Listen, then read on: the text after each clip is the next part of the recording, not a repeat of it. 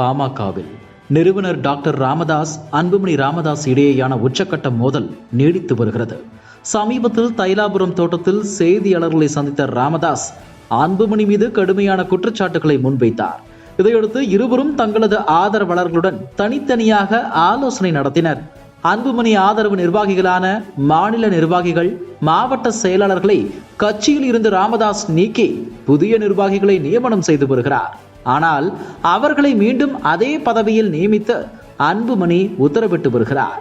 இந்நிலையில் கடந்த 5ஆம் தேதி தைலாபுரம் தோட்டத்தில் ராமதாஸை சந்தித்து அன்புமணி பேச்சுவார்த்தை நடத்தினார். சுமார் 45 நிமிடங்கள் இந்த பேச்சுவார்த்தை நடைபெற்றது.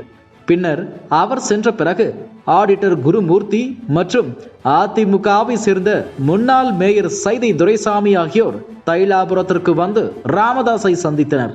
தொடர்ந்து சென்னை வந்த ராமதாஸ் 3 நாட்கள் தங்கி ஆடிட்டர் குருமூர்த்தி, சைதை துரைசாமி மற்றும் குடும்பத்தினருடன் ஆலோசனை நடத்தினார். இதனால் தந்தை மகன் இடையே சமாதானம் எட்டப்பட்டு விட்டதாக தகவல் வெளியானது.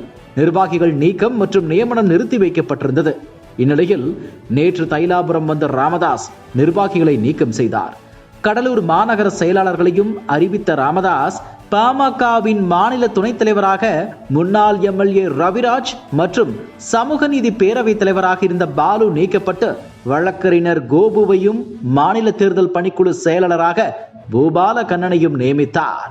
இதுவரை பாமகவில் இருந்து நேற்றைய தினம் வரை 46 மாவட்ட செயலாளர்கள், 25 மாவட்ட தலைவர்கள் மற்றும் பொருளாளர் ஒருவரை பாமக நிறுவனர் ராமதாஸ் மாற்றம் செய்துள்ளார்.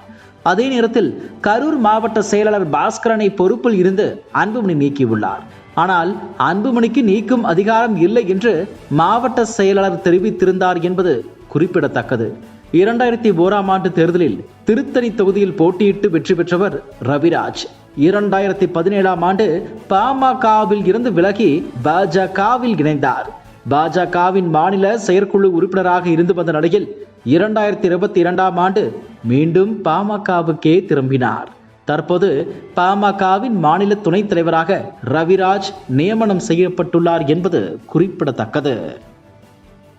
இதுபோன்ற செய்திகளை மேலும் தெரிந்து கொள்ள எங்களது யூடியூப், ஃபேஸ்புக் மற்றும் ட்விட்டர் ஆப்களை சப்ஸ்கிரைப் செய்யவும்.